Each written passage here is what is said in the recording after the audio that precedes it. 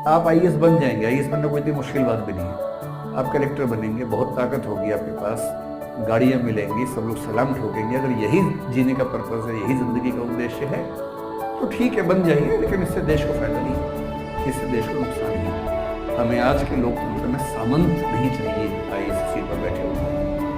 हमें आज के लोकतंत्र में वो लोग चाहिए जो देश को आगे ले जाने का ख्वाब देखें और उनको ये पता हो कि देश को आगे कैसे लेके जा सकते हैं।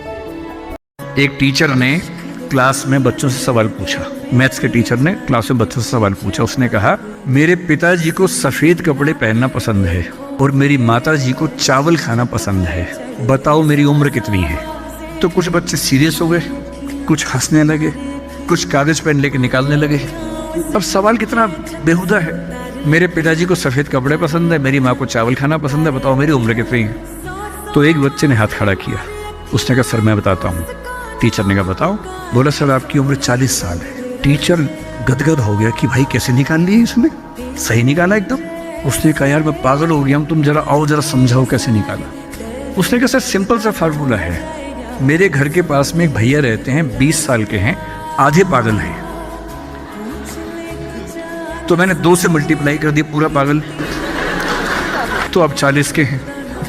दुनिया में किसी को नहीं पता कि नसीब है या नहीं, और है तो कितना है।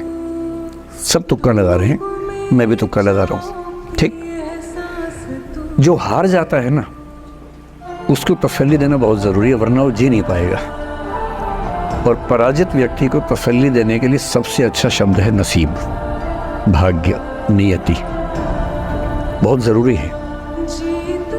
और इसलिए एक उम्र के बाद गीता का सार पढ़ना बहुत ज़रूरी है। समझना पड़ता है कि सब कुछ हमारे हाथ में नहीं होता है, सच में नहीं होता है, पर इसका मतलब ये भी नहीं है कि सब कुछ किसी और के हाथ में होता है। बिना मेहनत के तो नसीब भी नहीं मिलने वाला है। इसलिए ये मान लीजिए कि कुछ ना कुछ चीज़ें हमारे कंट्रोल में नहीं है, लेकिन जितना कंट्रोल में है उस पर पूरी ताकत लगाएंगे, पूरा डिसिप्लिन रखेंगे, तो हम अपनी किस्मत सबसे अच्छी लिख पाएंगे।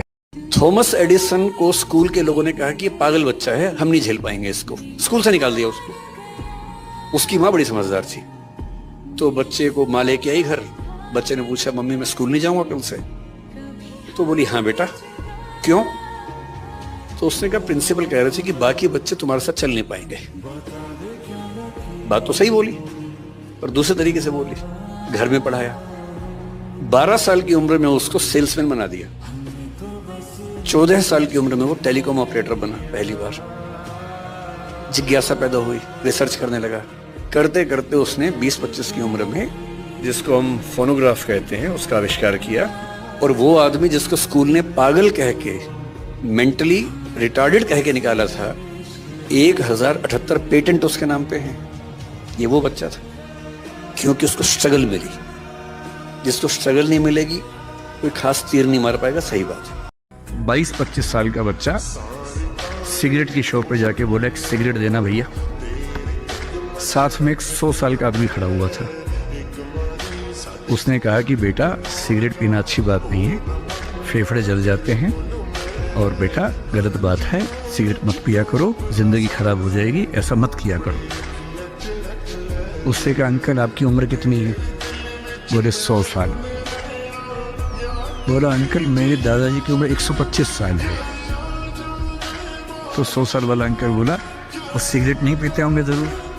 बोला, नहीं पीते हैं, ज्ञान नहीं